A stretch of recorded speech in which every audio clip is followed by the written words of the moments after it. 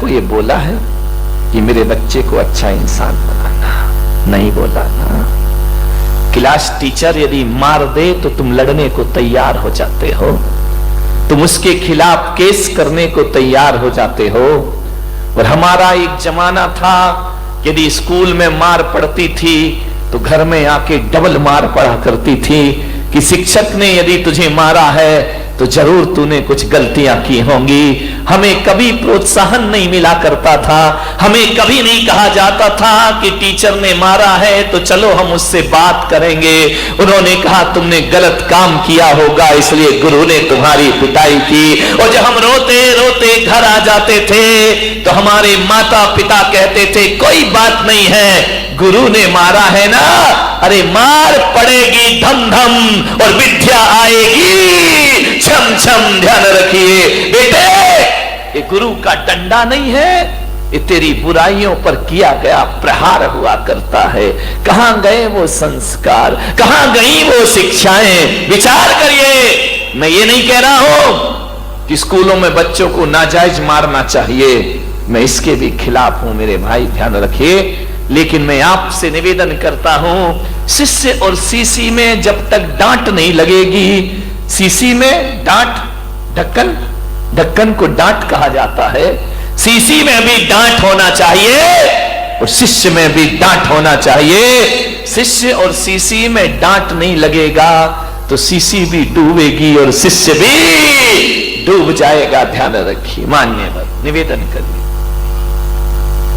क्या आपने कभी स्कूल में जाकर क्लास टीचर से कहा है? आज हर मां बाप को ये चिंता है कि मेरा बेटा एमबीए कर ले, मेरा बेटा डॉक्टर बन जाए, मेरा बेटा अच्छा वकील बन जाए, मेरा बेटा अच्छा बिजनेसमैन बन जाए। कोई मां बाप ही नहीं सोचता है कि मेरा बेटा सच्चा और अच्छा इंसान बन जाए। ध्यान रखिए, मैं आपसे कहता हूं एक सच्चा और अच्छा इंसान 100 इंजीनियर और डॉक्टर से बढ़ करके हुआ करता है। ध्यान रखिए, यदि गलत आदमी डॉक्टर बन गया तो याद रखना वो कभी देश को, समाज की भलाई नहीं कर सकता है। गलत आदमी इंजीनियर बन गया, गलत आदमी व्यापारी बन गया, देश, समाज और परिवार को बर्बाद ही करेगा वो। ध्यान रखिए। आपसे निवेदन, थोड़ी चिंता कर लिया करो कि मेरा बेटा अच्छा इंसान बने। आज मां बाप को वो चिंता नहीं है, लेकिन हम संतों को चिंता है। इसलिए ज्ञान गंगा महोत्सव में मैंने कहा था ना, मैं तुम्हें भगवान बनाने के लिए नहीं बुलाऊंगा, एक सच्चा और अच्छा इंसान बनाने के लिए तुम्हें यहां बुलाने का मैं प्रयास करूंगा। क्योंकि सच्चा और अच्छा इंसान भविष्य का भगवान हुआ करता है मेरे भाई। जो इंसान नहीं बन पाया वो भगवान क्या बनेगा? दुनिया से भागते फिरते हो, भगवान को तुम क्या पाओगे? ध्यान रखिए, मान्यवर विचार कर। अच्छा इंसान की जरूरत है इस देश को, अच्छे आदमी की जरूरत है इस देश को। तुम्हारे परिवार की खुशहाली के लिए अच्छे बेटे की जरूरत है। ध्यान रखिए, पूत कपूत तो का धन संचय, पूत सपूत तो का धन संचय। यदि पूत कपूत निकल गया कि सारी दौलत को बर्बाद करके रख देगा, और पूत यदि सपूत निकल गया, 1 रुपया भी ना दो तो भी लाखों की दौलत कमाकर अपने पिता को दिखा देगा। किसके लिए सोचते हो सब? अच्छा व्यक्ति,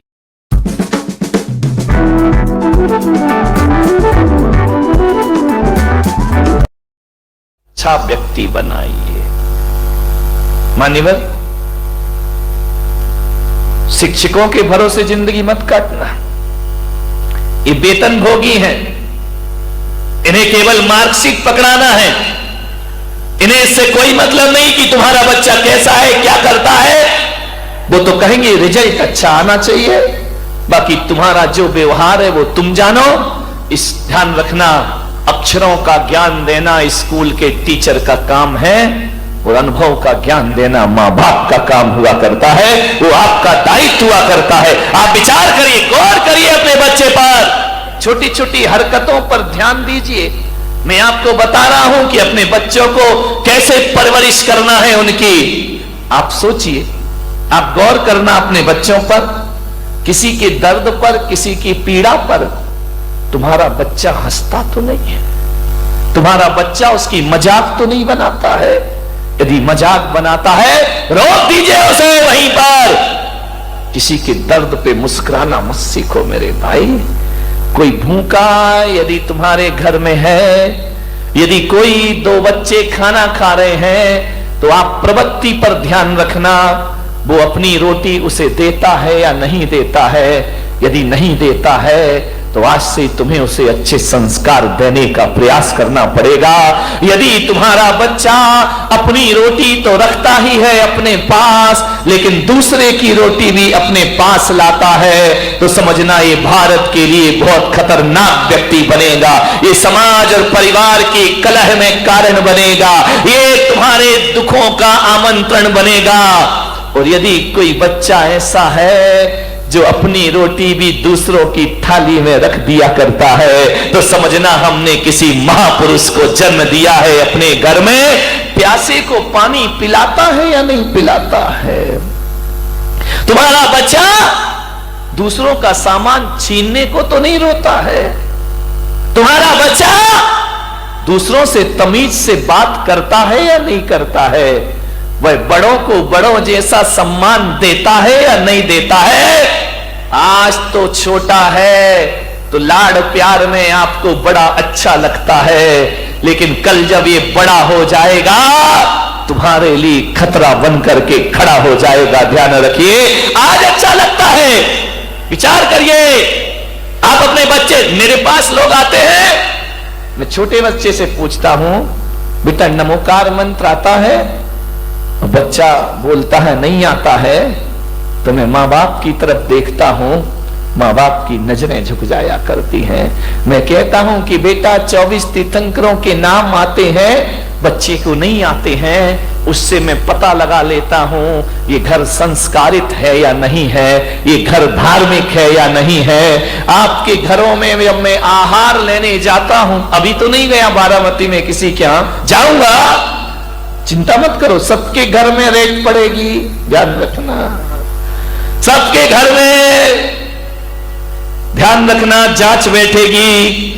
मैंने जो 1 महीने चिल्लाया है उसका क्या रिजल्ट आया है। जब मैं आहार लेने के लिए तुम्हारे घर जाता हूं और देखता हूं कि जूता कहीं पड़ा है, बैग कहीं पड़ा है, बच्चे की यूनिफॉर्म कहीं पड़ी है, बाप के बिस्तरों में सलवटें पड़ी हैं, मैं समझ जाता हूं ये घर संस्कारित नहीं है। और आपका घर यदि व्यवस्थित जमा हुआ है तो मैं समझ जाता हूं कि माँ बाप के अंदर संस्कार है और इनकी औलाद भी संस्कारित, पता लग जाता है। ध्यान रखना, शिखर से पता चलता है समाज कितनी धार्मिक है, और घरों से पता चलता है ये परिवार कितना संस्कारित है और कितना सभ्यता वाला है। 1 गिलास पानी मंगाओ, बच्चा गिलास लाए और 2 उंगली गिलास के अंदर हो, समझना संस्कारित घर नहीं है। ध्यान रखिए, मेहमान आए बच्चे भाग जाए, उनका अभिवादन ना करें तो संस्कारित घर नहीं है। ध्यान रखिए,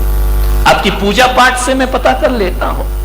चौके में पूजा होती है, आहार के पहले थाली भरी है, 4-4 दाने चढ़ा रहा है, भरी थाली चढ़ाया नहीं जा रहा है, तो इसका मतलब ये समझो कि इसकी वृत्ति कंजूस की वृत्ति है। ये आदमी उदार भावों से पूजा नहीं करता है, ये आस्था भाव से पूजा नहीं करता है। चरण प्रक्षालन करते हो, जग भर के पानी लाते हो, 2 बूंद डालते हो, जग वापस ले, क्यों वापस ले जा रहे भाई? नल नहीं आ रहे क्या तुम्हारे यहाँ, या सूखा पड़ा है या पानी नहीं है? अरे कुछ दिन तो ऐसा हो जाएगा यदि ये प्रवृत्ति चलती रही तो अगली बार तो आदमी आई ड्रॉप लाएगा, 2 ड्रॉप डालेगा, तेरे चरणों की धूल बाबा चंदन गुलाल। ये प्रवृत्तियां हैं, आहार में आपकी प्रवृत्ति देखी जाती है। ध्यान रखना, कैसे दे रहे हैं आप, दाल कैसे दे रहे हैं आप, सब्जी कैसे दे रहे हैं। ध्यान रखना, कंजूसों के हाथ से छूटता नहीं है, और जो उदार होता है वो उदार वृत्ति से महाराज और ग्रहण करिए और ली। खाना महाराज तो उतना ही लेंगे जितना उन्हें लेना है, लेकिन उससे आपकी प्रवृत्तियां पता चल जाएंगी। 4 महिलाएं सुबह से काम कर रही हैं मन चौके में, एक ऐसी आएगी, एक धक्का इधर दिया, एक धक्का उधर दिया, आगे खड़ी, काम आम कुछ करना नहीं है, समझना ये झगड़ालू औरत है, ध्यान रखना। ये नेतागिरी ज्यादा जानती है, ये राजनीति ज्यादा जानती है, काम कोई कर रहा, नाम खुद कमा रही है। ये राजनेता होते हैं, ध्यान रखना। ये कल्याण नहीं करे, ये कोई खुशहाल जीवन नहीं बना सकते हैं अपना। कई ऐसे होते हैं बिल्कुल शांत रहते हैं, काम भी करते हैं लेकिन आवाज नहीं किया करते हैं, चुपचाप शांत खड़े हैं, सुबह से मेहनत करते हैं लेकिन कोई धक्का नहीं मारते हैं। कोई आहार देता है तो आइए आप दीजिए, हम बाद में दे लेंगे, समझना वो संस्कारित आदमी है, वो सभ्यता वाला घर हुआ करता है। ध्यान रखिए, मान्यवर, सोचना है आपको, विचार करना है आपको। आपकी इन क्रियाओं से आपके संस्कारों का पता चलता है। ध्यान रखिए, आप कैसे घर के हैं, आपकी मान मर्यादाएं कैसी हैं।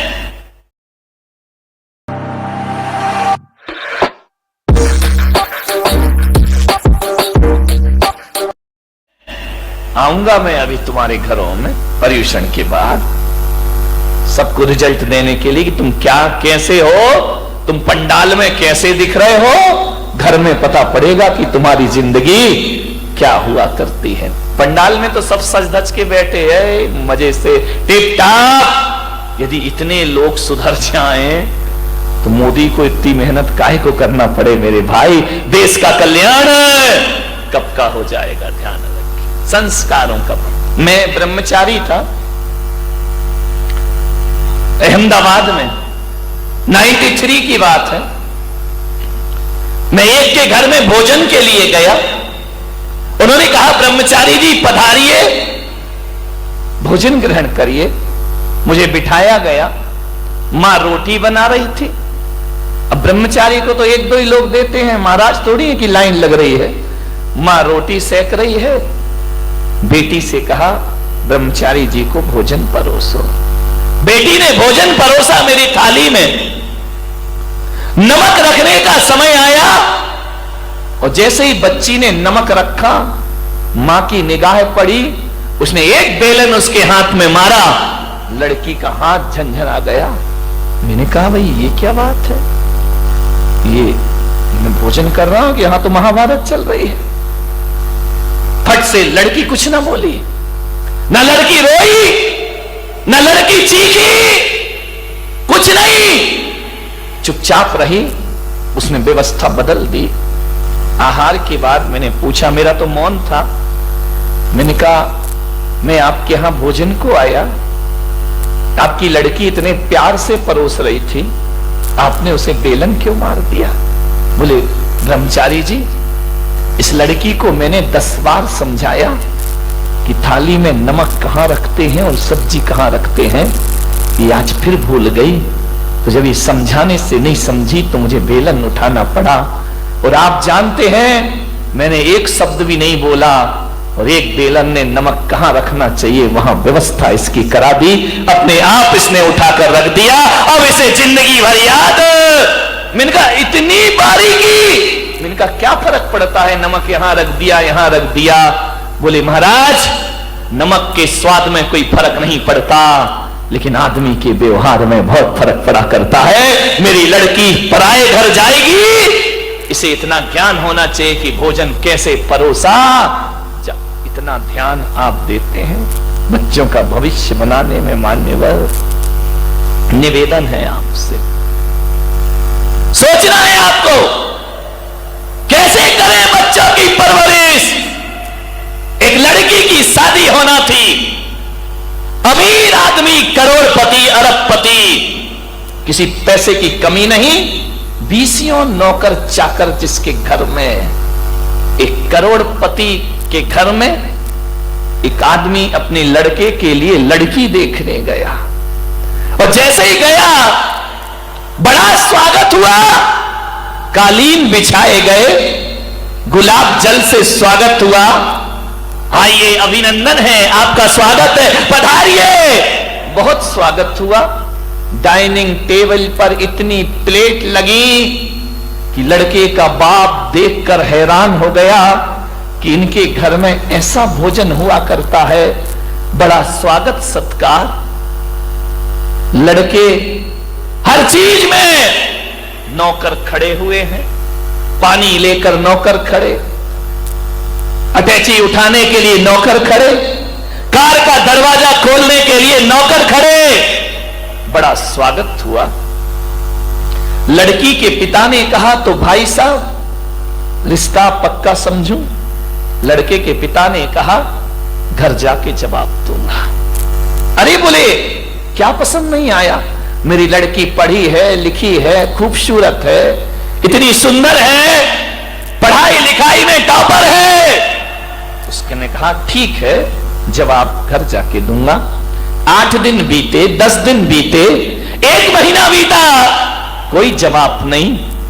लड़की के पिता का फोन गया, भाई साहब आपने कुछ जवाब नहीं दिया, हां या ना में जवाब दो, क्या कमी है मेरे घर में? लड़के के पिता ने कहा कि भाई साहब मुझे क्षमा करना, यदि मैंने महीने भर जवाब नहीं दिया तो इसका मतलब है मैं तुम्हारे घर में रिश्ता नहीं करना चाहता हूं, लेकिन जब आप मजबूर कर रहे हैं तो मैं कहता हूं कि ये रिश्ता मुझे मंजूर नहीं है। अरे क्या कमी रह गई? मेरी लड़की पढ़ी लिखी है। बोले बेशक कोई दिक्कत की बात नहीं है, मेरी लड़की, बोले आपकी लड़की बहुत सुंदर है। सुंदरता तो बहुत है उस लड़की में, मेरे घर में पैसों की कमी नहीं, कितना पैसा चाहिए आपको? लड़के के पिता ने कहा मैं अपने बेटे को बेचता नहीं हूं पैसों में, मेरा बेटा बड़ा योग्य है, सुशील है, और रही दौलत की बात तो दौलत की कमी तो मेरे घर में भी नहीं है। यदि ये करोड़पति के घर रिश्ता लेके पहुंचा था तो मैं कोई खाकपति तो नहीं होऊंगा ना मेरे भाई, मेरे पास भी पैसा है। तो उसने कहा भाई साहब जरा ये बता दो ऐसी कौन सी बात है जिससे आप शादी नहीं कर रहे? बोले बस एक बात मेरे सीने में चुभी है, इसलिए मैं तुम्हारी बेटी से शादी अपने लड़के की नहीं करूंगा। बोले कौन सी बात चुभी है? बोले जहां पानी भी नौकरों के द्वारा परोसा जाता हो, जहां भोजन भी नौकरों के द्वारा परोसा जाता हो, जहां सब व्यवस्थाएं नौकरों के द्वारा होती हो, अरे उस घर की लड़की लाके मैं अपने घर को बर्बाद नहीं करना चाहता हूं। अरे मुझे तो वो लड़की चाहिए जो अपने हाथ से खाना बनाना जानती हो और अपने हाथ से अपने द्वारा लोगों का अभिवादन करना जानती हो। मुझे सुंदरता नहीं चाहिए भाई साहब, हमको संस्कारित लड़की चाहिए, संस्कार वाला घर चाहिए, ऐसा संस्कार वाला घर।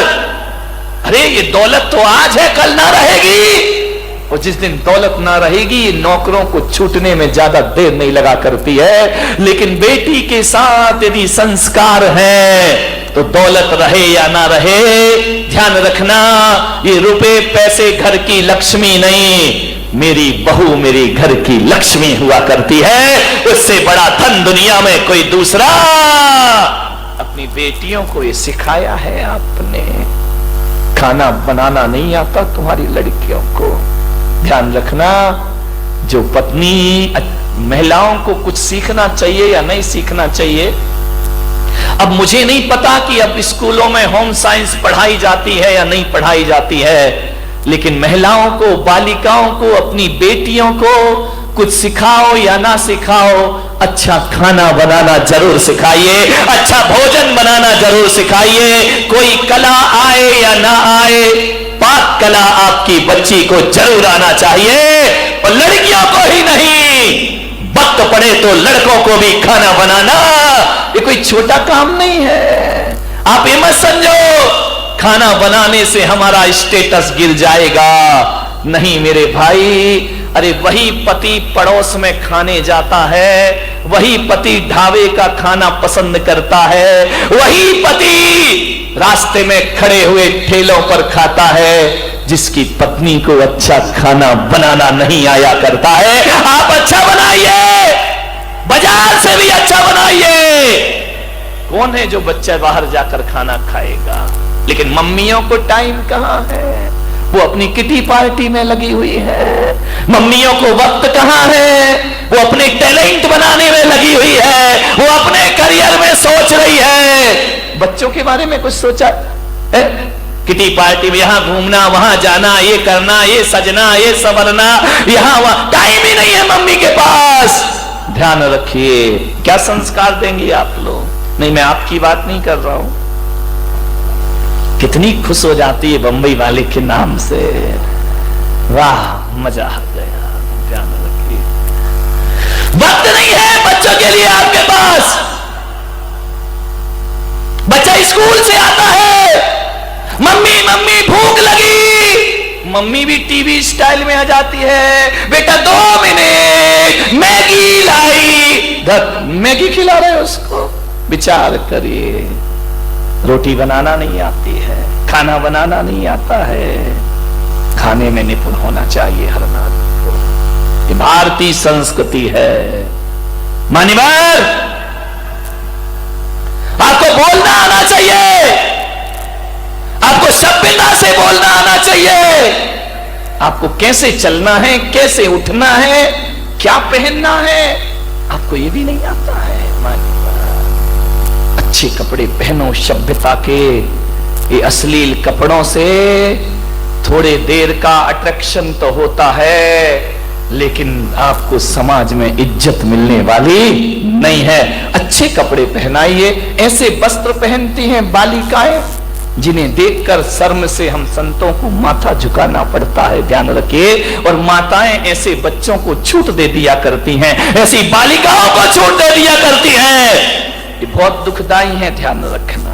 मान्यवर, सभ्यता के एक बात ध्यान रखना, मम्मी सिखा रही है, पापा सिखा रहे हैं, दोस्त सिखा रहे हैं, मेरी बेटी क्या बनेगी, मिस वर्ल्ड बनेगी, वाह विश्व सुंदरी बनेगी, मिस वर्ल्ड, मिस यूनिवर्स। क्या होगा इनको बना के, क्या होगा, विश्व सुंदरी बन गई तो होगा क्या। ध्यान रखना, ये हमारी भारत की संस्कृति है। यहां बच्चों को, बेटियों को विश्व सुंदरी बनाने के संस्कार मत दो। यदि देना है तो ब्राह्मी सुंदरी बनाने के संस्कार दीजिए, मैना सुंदरी बनाने के संस्कार।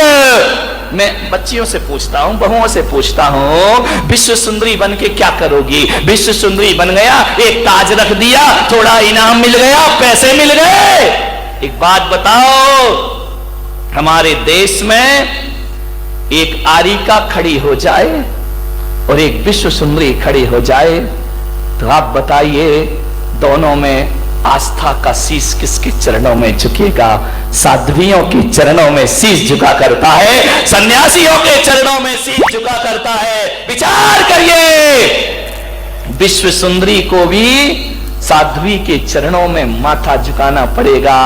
तो एक बात याद रख ले, मेरे देश की बेटियां मिस यूनिवर्स, मिस वर्ल्ड बनने में हमारा गौरव नहीं है। अरे सीता, मैना और अंजना बनने में हमारा गौरव हुआ करता है। जिनके मंदिर बनाए जाते हैं, जिन्हें श्रद्धा से शीश झुकाया जाता है।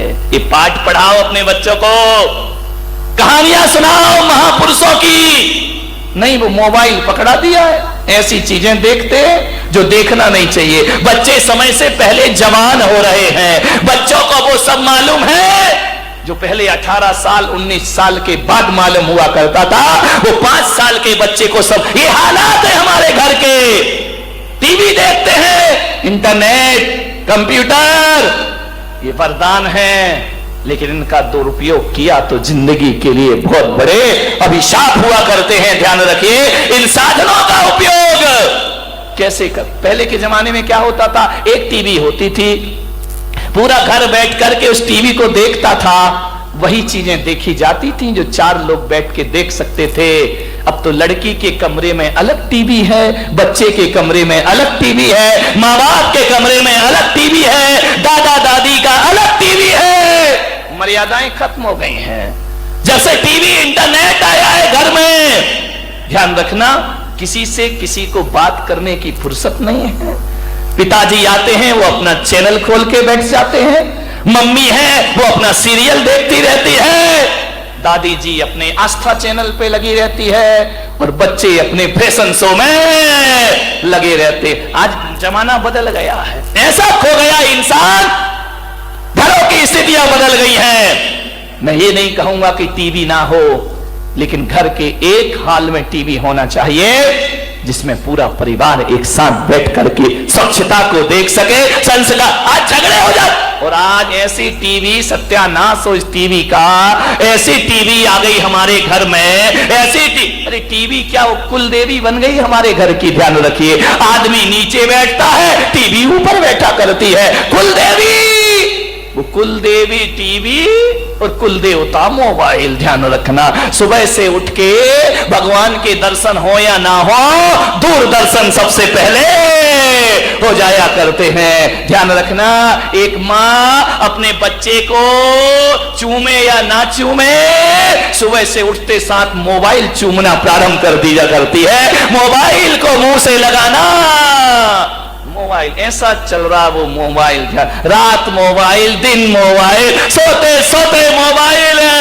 विचार, आजकल तो जन्मदिन के उपहार में भी कोई मिठाई नहीं खिलाता, मोबाइल में केक बना है, दबा दिया जाता है, ले बेटा हैप्पी बर्थडे, धन है, वो भी डकार ले लेता है, मजा आ गया, बोले थैंक यू, मिठाई भी बच गई मेरे भाई। ध्यान रखना है, सोचना क्या स्थिति हो गई। मोबाइल तो ऐसे हो गए। मैंने मुंबई में देखा, एक भिखारी भीख मांगने गया। अब मुंबई में तो यार 30-30 फ्लैट है, 30-30 मंजिल की बिल्डिंग है, कहां तक जाए वो मांगने। उसने मोबाइल उठाया, ऊपर फोन लगाया, अम्मा जी कुछ है क्या?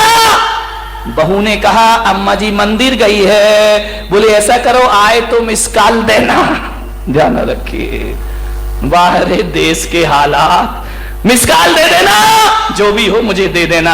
अरे बोले हमारे यहां भी खाना नहीं बना है। तो बोले ऐसा कर, 100 रुपए का बैलेंस डलवा दे। ध्यान रखिए, जय हो पंचम काल की। ऐसा मोबाइल आ गया है, ऐसी मोबाइल की। अरे ये तो चलो ठीक है, भिखारियों के पास मोबाइल, रिक्शे वालों के पास मोबाइल, बिना आजकल किसी को बोलो कि जा रहे उसको बुला के लाना, तो आदमी हिलता ही नहीं है, यहीं से मैसेज करता, यहीं से कहो जल्दी आओ महाराज बुला रहे। अरे बाप रे, ऊपर से नीचे में फोन लग जाया करता है। वाह, मैं तो देख देख के हैरान हूं तुम्हारे नजारे। ऐसे नजारे क्या होगा इस देश का। एक बार क्या हुआ, एक आदमी की मौत हो गई, अर्थी जा रही है।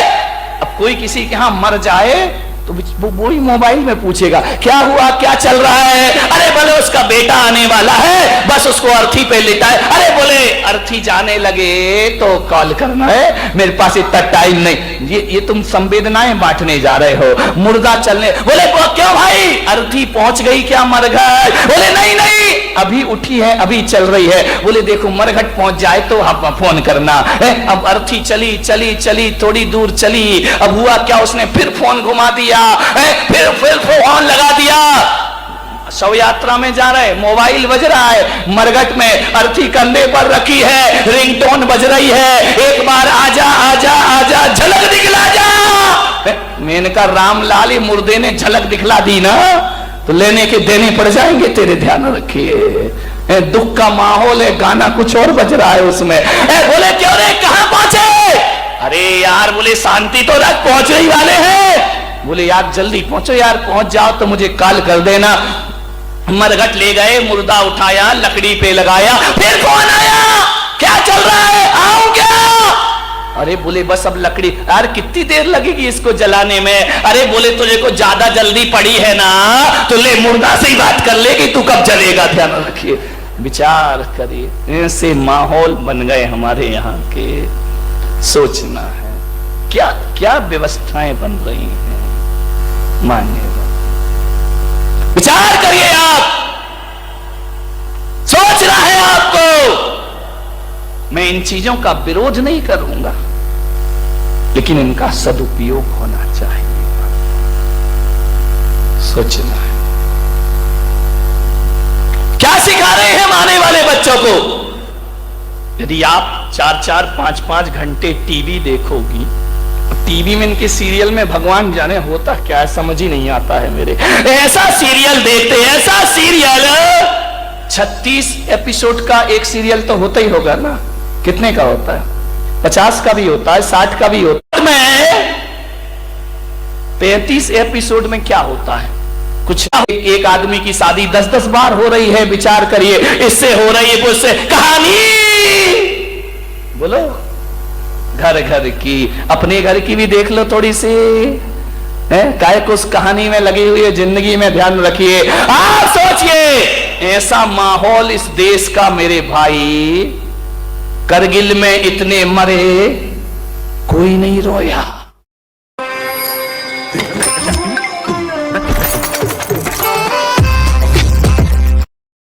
रोया, ध्यान रखना। तूफान आया, सैकड़ों लोग मर गए, किसी की आंख में आंसू नहीं आए। अभी सीमा पे युद्ध चल रहा है, कितने सैनिक मरे, किसी की आंख में आंसू नहीं आए। लेकिन बाहरी पंचम काल की महिलाओं, करगिल में इतने शहीद हुए, कोई नहीं रोया।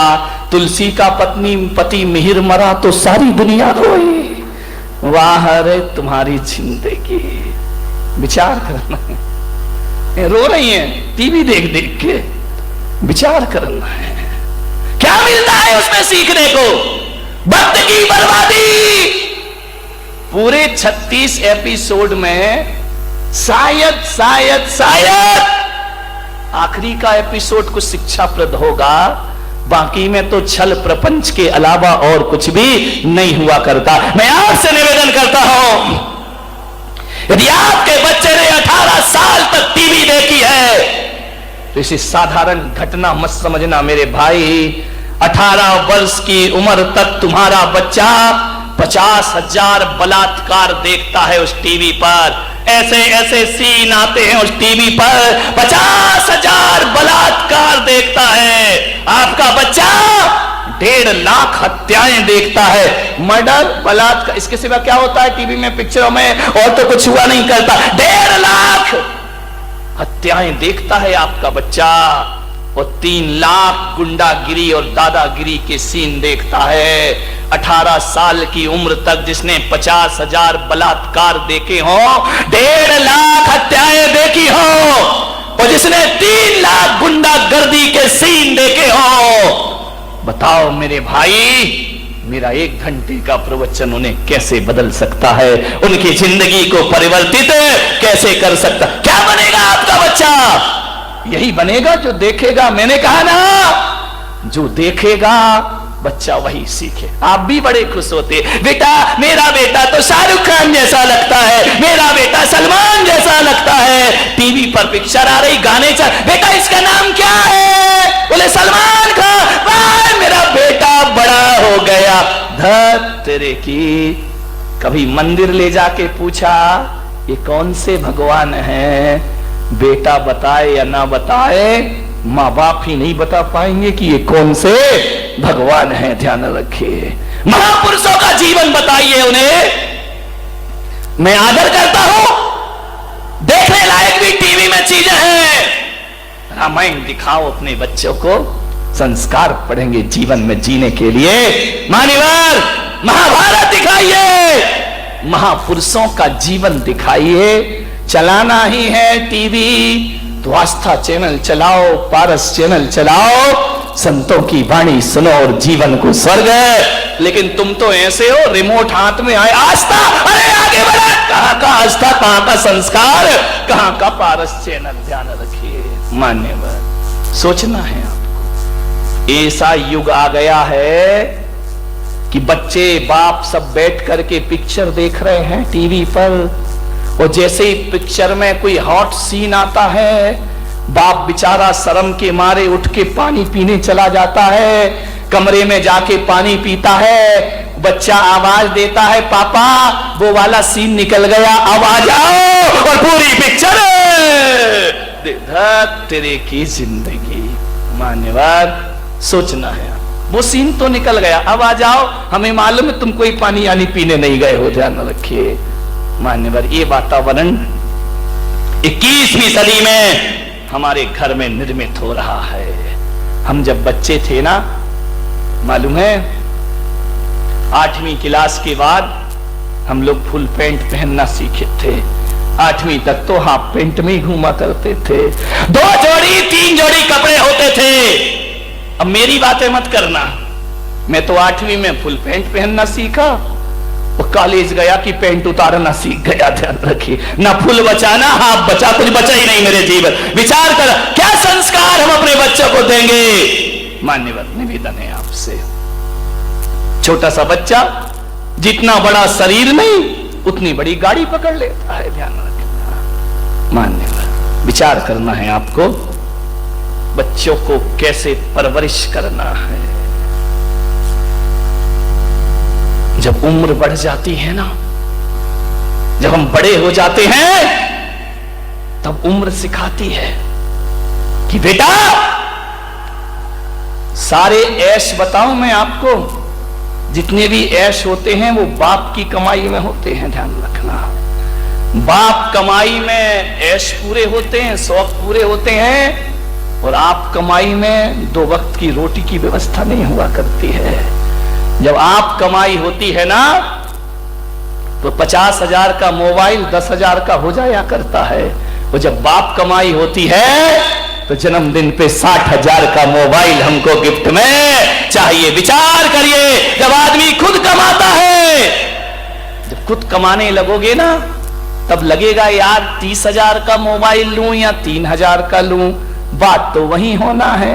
बाप के पास 1500 का 500 का जियो और बेटा के पास एप्पल। ध्यान रखिए, बाप उसमें काम चलाता है। अकल आ जाती है उस बाप को कि 30,000 का मोबाइल हो या 3,000 का, बात तो वही होना है जिससे करना है, कोई फर्क नहीं पड़ा करता है। विचार करिए, प्लेन में सफर कर रहे हो, बिजनेस क्लास इकोनॉमी किसी में भी ले लो, आदमी पहुंचेगा तो वही ना। विचार करिए, चाहे 20 लाख का मकान हो, चाहे 20 करोड़ का मकान हो, ध्यान रखना मकान महंगा सस्ता होने से कुछ नहीं होता। जिंदगी में तन्हाई है तो 20,000 का मकान में भी वही तन्हाई है, और 20 करोड़ के मकान में भी वही तन्हाई है। 3,000 का बैग, उसमें भी कपड़े वही रखे हैं, और 30,000 का बैग, उसमें भी कपड़े वही रखे हुए हैं। मान्यवर, ब्रांडेड शर्ट चाहिए, ब्रांडेड कपड़े चाहिए। ध्यान रखना, इस देश को, अमीरों को सबसे ज्यादा लूटने वाली कोई स्कीम है तो ब्रांडेड स्कीम सबसे ज्यादा लूटी जाती है। ब्रांड का पहनेंगे, अरे मेरे भाई ब्रांड का पहन, चाहे नॉर्मल पहन, इस ब्रांड से अमीरों की तो शान बनती है, लेकिन गरीब प्रभावित हुआ करता है मेरे भाई। गरीब के दिल में टुकड़े हुआ करते। सोचना है आपको, विचार करना है, हम आने वाली पीढ़ी को क्या सौंप करके जा रहे हैं। मान्यवर, सोचना होगा। आप यदि घर में झूठ बोलेंगे, बच्चा सच बोलेगा। ध्यान रखिए, बच्चों को कौन सिखाता है। एक बाप ने अपने बच्चों को पढ़ा लिखा कर अमेरिका भेज दिया। अमेरिका चला गया, बच्चा इंजीनियर हो गया, पढ़ने गया था, वहीं जॉब लग गई, शादी कर ली उसने। अब बाप यहां समाज में आंसू बहा रहा है। एक ही औलाद है, पढ़ाया लिखाया बड़ा किया, बुढ़ापे में सहारा। अरे धोखेबाज औलाद निकली, बड़ी निकम्मी औलाद, कि जब हमें बुढ़ापे में जरूरत है तो हमें छोड़ करके वहां। बच्चे ने कहा, पिताजी मैं हिंदुस्तान में जॉब नहीं कर सकता हूं, वहां की सर्विस मुझे नहीं भाएगी, और हमारे अमेरिका में इतना बड़ा मकान है नहीं कि बुढ़ापे में तुमको यहां और रख भी लें तो पिताजी देखो तुम्हारा मन नहीं करेगा, तुम बोर हो जाओगे। ये इंडिया तो है नहीं है कि थोड़ी देर शांति सेठ की दुकान में गुजार लिया, थोड़ी देर किशोर सेठ की दुकान में गुजार लिया, टाइम पास नहीं हो रहा तो जवाहर सेठ के यहां चले गए। अब ये इंडिया तो है नहीं भाई, यहां तुम्हारा दिन कटना बहुत मुश्किल हो जाएगा, आप तो भारत में ही रहिए। अब यहां बाप बेचारा रो रहा है, सब में बुराई कर रहा है। मेरे बेटे ने बुढ़ापे में धोखा किया, मेरा साथ नहीं दिया। सब गांव के लोगों ने उस बच्चे को कहा, ये तुम्हें नहीं करना चाहिए, बूढ़े की सिंपैथी तो सबको मिला करती है, आपने ये गलत किया, बेटा वापिस आ जाओ। लड़के ने कहा, मैं मजबूर हूं, मैं वापिस नहीं आ सकता हूं, मैं यहीं पर रहूंगा। एक दिन उस लड़के ने अपने बाप को चिट्ठी लिखी, मेरे प्यारे पापा, ये सच है। आप कह सकते हैं कि बुढ़ापे में मैंने आपका साथ नहीं दिया, लेकिन पापा मैं आपसे एक निवेदन करना चाहता हूं कि आज जो स्थिति निर्मित हुई है इसमें मेरा ही दोष नहीं, इसमें आपका भी दोष है पापा। क्योंकि जब मेरा मंदिर जाने का मन था, जब आपको सिखाना था कि बेटा मंदिर जाओ, जब आपको सिखाना था बेटा संतों के पास जाओ, तो आपने मुझे नहीं सिखाया। आपने कहा महाराजों के पास कोई जरूरत नहीं, अपनी पढ़ाई करो, अपना करियर बनाइए। ये आपने मुझे शिक्षा दी थी पापा। आपने ही मुझे कहा था, जब आपको मेरे हिंदुस्तान के प्रति गर्व भरना था, तो जब मैं पैदा हुआ था तो आपने, माता ने मुझसे कहा था मेरा बेटा बहुत बड़ा आदमी बनेगा, मेरा बेटा बहुत पैसा कमाएगा, मेरा बेटा विदेशों में जाएगा। पापा